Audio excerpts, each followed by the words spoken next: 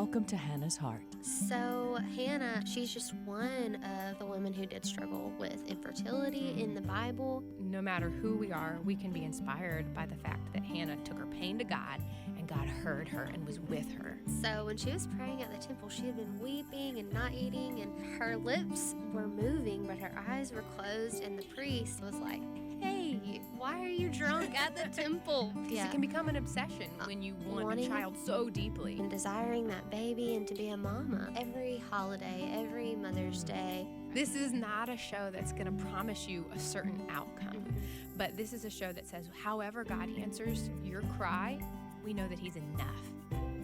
Hi, I'm Kendra. And I'm Anne, and you're listening to Hannah's Heart on American Family Radio. That's right, and the voice you just heard is my amazing co-host who's back. I'm back. I don't know about that. so excited. I'm excited to be back. Yeah, you had a few things going on in your life. Yes. We'll we've get into been all of busy. it, but for those that haven't been listening, so had a baby. I had a baby. She's Sweet. real sweet. Can we put a picture of her up? Of course. We're going to show Everyone you, needs to you see her. You have to see these eyes. Like, I feel like all of your kids have just these, like, eyes. that Big grab eyes. you and pull you in. They're so beautiful. Well, thank you. That's very Well, for anyone who's new to the show, we are a show for couples struggling with infertility or miscarriage or however God's building your family through miracle babies, through adoption, through foster care. And we've actually been talking a little off-air about expanding the that's already a lot. Topic of the show. Yes. Yeah. So we've been talking about how, God has made you and I mamas after years of praying, and how we've had a lot of our listeners who still listen.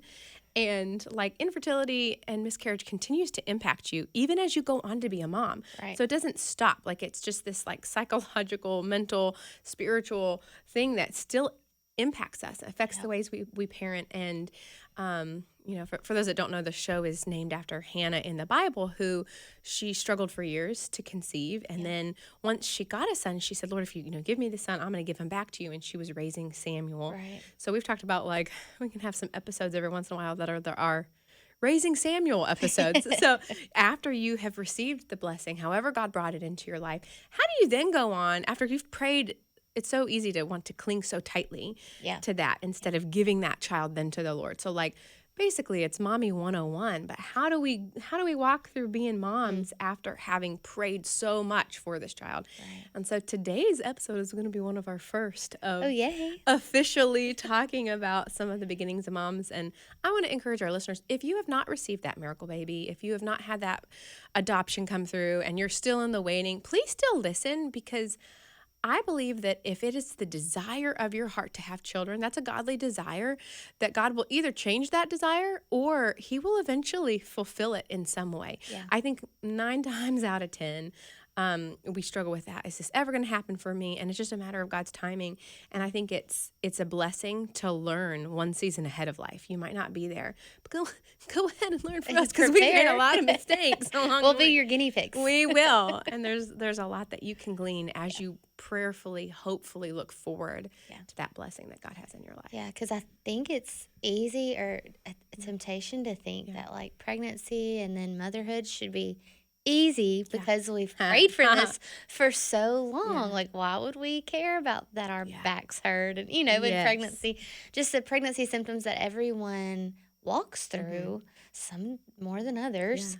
And it doesn't even stop with pregnancy. It goes on to mamahood. No, it goes on to motherhood. Yeah, and then you lose your temper or something like that, and you're like, I've wanted this for years. Why do I struggle so hard with this? And so I know I've had that mommy guilt. I think me and you have discussed that before, of like, this should have come easy. Like we wanted this for a very long time, and then the Lord blessed us with that baby. Yeah. And I just lost my temper with that child, So I have to say a lot of please forgive me's. I had to yesterday. So it's humbling, man. Motherhood can be humbling. Well, before we do the deep dive into this newest season of your life, because I want you to give an update coming back on the show and talk more about Mommyhood 101. Quick update for the show. If you guys are listening, we're almost to the fall is here. October is in the air. Praise the Lord. It's coming. And October, I'm going to have you say it because I get it wrong every time. October is a special month that we recognize on Hannah's Heart that I say wrong. And Kendra doesn't know why. I don't know why this phrase will not stick in my head. So October is Pregnancy and Infant Loss Awareness Month. You can't say it 5 times fast. You can't. No. And this is something that we've wanted to just mention on the show regularly because we've both had loss and we both know that just having somebody else remember that is so important. Yes. And acknowledge that, you know, what was taken from you when it was such a deep hurt. So we are doing something really special in our area. I'm very excited about it. Now, why don't you tell them about the local thing that we're doing? So we have a local group, right, that we've been doing some stuff with for a year and a half now. It's a bigger events around Christmas time, but now we're doing our first event in October for Pregnancy and Infant Loss Awareness Month, where we are going to do a butterfly release for these local ladies who want to play a part. A lot of these meetings just happen at a coffee shop, or we've even talked about, you know, having some people over at our houses before, meeting at a because park. it's a very small little close-knit group, and it's really just kind of meeting and talking and praying for each other. And I think that's so needed. I didn't have that, and I don't think you had that.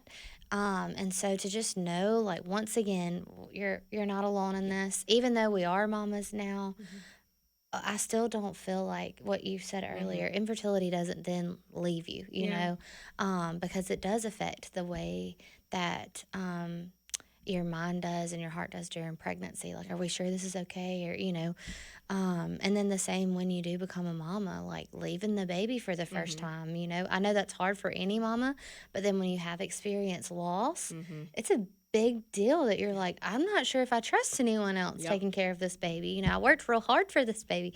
So, you know, infertility still does have an effect on you later on, even after you do have those miracle babies. And we're mentioning this, some of you are like, but I'm not in Tupelo and I can't come to your house.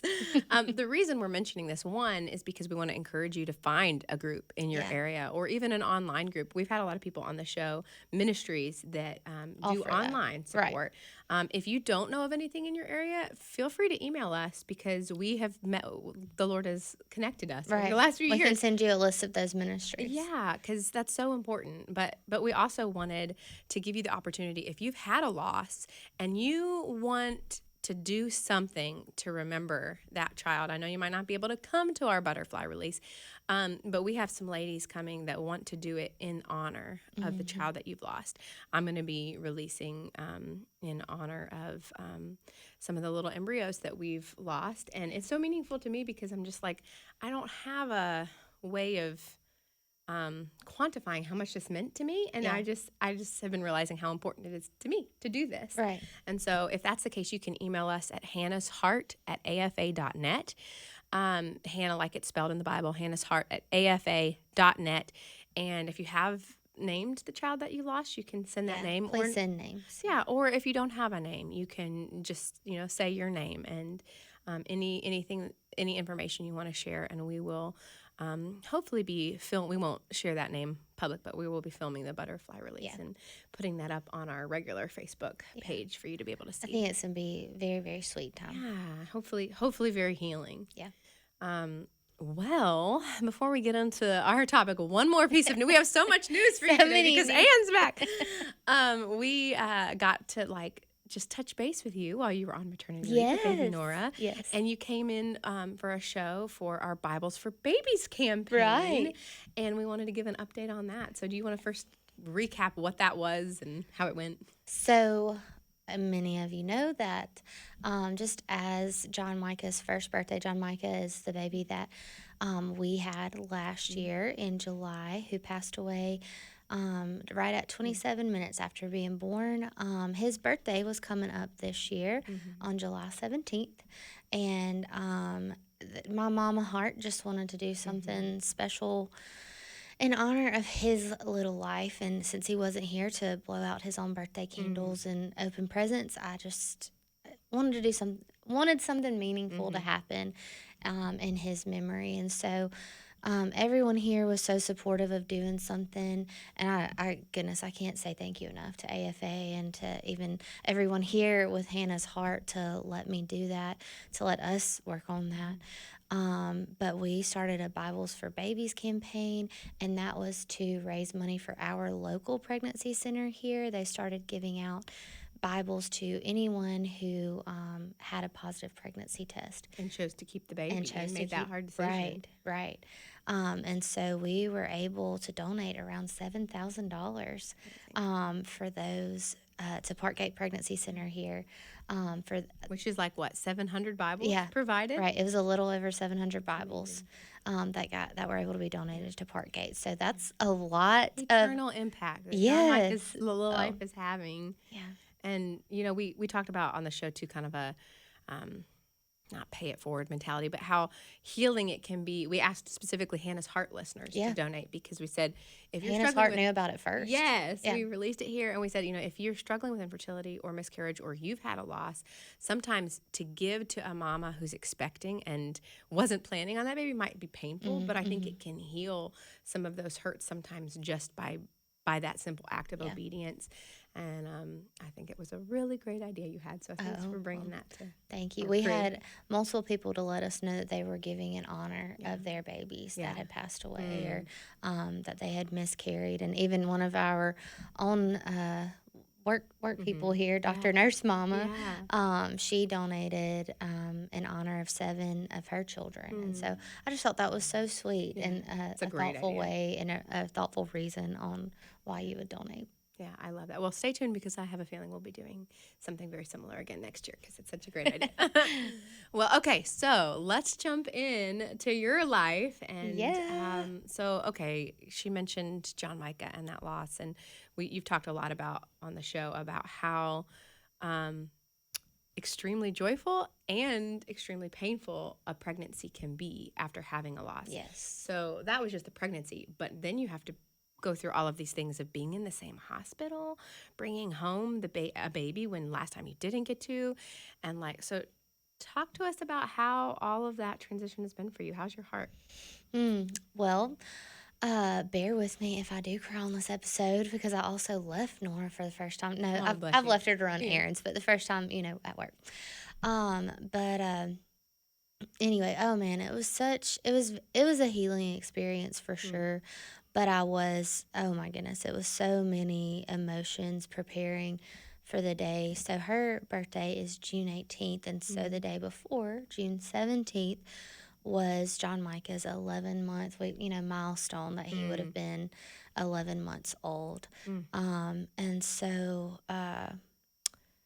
walking through the 17th and knowing that I'm, packing a bag for the hospital and getting, the last minute things ready for the next day to go have a baby and to fully expect everything was going to be okay. But also there was definitely a worry of okay, nothing's happened yet, but I just feel like, and so I had my wonderful doctor. He's been on the show before because he and his wife have adopted, and he got us to come in a full different entrance to the hospital. Are you serious? Yes. I was wondering because sometimes those little things can be blocks for you. Oh, I know. I would think that I was going to ask you, was it hard to walk in? Yeah, so that had to help. Well, one thing, I'm sure everyone can picture the tiles on the ceiling of a hospital, and that is one thing that has woken me up in the middle of the night, I guess, as a nightmare, because I remember seeing that as they were rushing me down the hallway to deliver John Micah.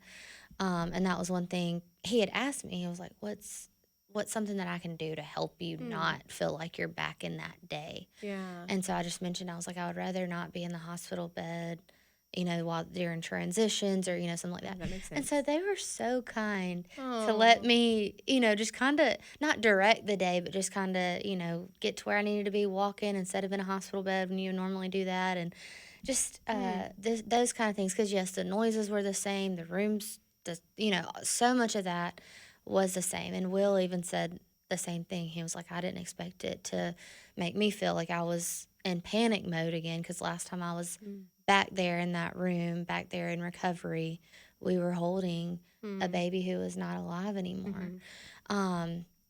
And so if you've heard the episode where we talked about, like, kind of shared John Micah's story when Will was on with me, we talked about this nurse, or I now know him as a nurse anesthetist. Um, I think I shared on there that he held my hand. I couldn't see anything but his eyes because he had a mask on and the little head thing on, because we were about to go into surgery. And he held my hand and he said, what's your baby's name? And I said, John Micah. And he said, I'm going to tell John Micah that his mama loves him so much. I got to meet that man. They had let me walk into the restroom one last time before surgery, and I walked out, and I cannot explain to you. Like, I walked out and I looked in this man's eyes and, like, immediately knew that was this man. And he started crying before I did. Oh my gosh. And so, and the beauty of that is, like, you didn't get to, while John Micah was alive, see him face to face, but this nurse did. Yes. So while he was still on this earth, he heard that message from his mama. He did. Which I'm trying to hold it together right now, Anne. I'm about to break. But it was so, oh my goodness, when I saw him, I didn't say anything. It was almost like I'd seen, like, Prince Charming or something. And he kind of he followed me back into my room, and he introduced himself, and I didn't know his name. And I said, I feel like I've seen you before. And he said, you've seen me before. And he remembered John Micah's name. Are you serious? He said, I was your nurse when you had John Micah. And Will and I both, of course, just started tearing up, because the fact for this man to remember my baby's name, and he was not the only one. There was another nurse back there during surgery. Also, just a God thing. The Lord was just in that place. Dr. Young had told me to prepare a list on Spotify that I wanted to listen to during surgery, and so I had that playing. Well, it stopped playing. And wouldn't work for some reason back there. But as they roll me into the operating room, that Will couldn't come in because they had to do the spinal tap and all that. The song that we had played at John Micah's funeral was playing as I roll up into that room. Which song? The All My Life You've Been Faithful? Yes. How'd I know it was that one? All My Life I have. Because you had a couple of songs playing. Right. Y'all, I gotta stop and tell you, that was the song playing at John Micah's funeral when I looked over and I saw my sister Anne with her hands up worshiping the Lord. And so, like, that image of you is forever ingrained on my life. Sweet, just seeing how, Job, who said, the Lord gives, the Lord takes away, blessed be the name of the Lord. Like, I have questions for you. I'm still maybe even angry at you, but I serve you. Yeah. So what a song to have playing. It did me good. That was just important for Will and I to still share, even though this is hard, and I don't understand it, and I'm never gonna understand it. And I can think but that you can still say you're faithful, even though I don't understand why you let me go through this pain. Right. I know that you're faithful. Yeah.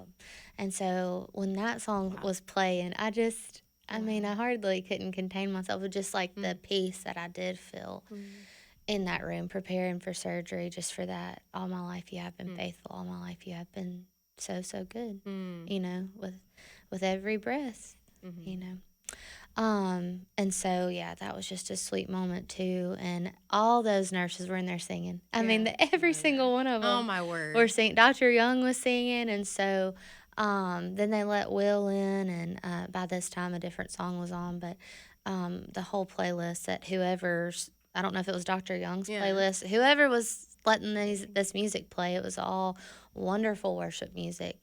And so, I love that Nora was born in that atmosphere. Presence of God already saturating the room. Yeah. There's a phrase that we've used on the show before. One of our guests mentioned it first, but she said, God winks. And she's talking about all these moments in her journey where it was like, I was in the thick of it, I was in the valley, but God was just giving me these little God winks, and I'm with you. And like, your story of giving birth to Nora is just covered in God winks. So many God winks. Just through and through. He just loved on us and let that place just have such a redemptive feeling. Not that I wanted it to replace John Micah, because even though John Micah's day was awful in so many ways, still his day is so special to us. I got to meet my son, and he's beautiful to me, and he had long, wonderful eyelashes and the cutest little hands, and he has my daddy's nose, things like that. I'm not trying to take away from all those wonderful things that we still got to experience that day. So Nora was here with a C-section. I didn't realize they had told us that a C-section would take like 30-35 minutes. Yeah, so like, that's quick, man. But she was here within 5 minutes. That's like insane. They were all like, yeah, well, we've gotten started. And I was like, you have? What? I didn't know that they had gotten started. And all of a sudden they're like, man, you need to be getting your phone out. Get your phone out. And Will was like, I'll get it. And they're like, no, she's coming. She's like about to be here. Get your phone out. So, they let him take pictures. And our same guy that was with us with John Micah, he got the phone from Will and went with both of our phones and just started taking pictures of Nora as they're cleaning her up. And I bet y'all left and they were just like ugly crying about like they're trying to pull it together for you, but just like I can't imagine nurses and doctors witnessing that moment and not feeling the Spirit of God moving and knowing like like Scripture says that we grieve differently than the rest of the world. And so like this is just, I feel like an unbeliever went through the situation that you did. Yes, there would still be joy of a new birth, but you don't feel the presence of God in that same way that you do in that moment. Like, what a testimony that is to who He is and who He's been in your life. For sure. But okay, let's talk about the coming home part. Was it difficult to leave the hospital having a baby? And then also this doesn't have to be related to John Micah in general, but how was it like now you have at home? Mark is how old?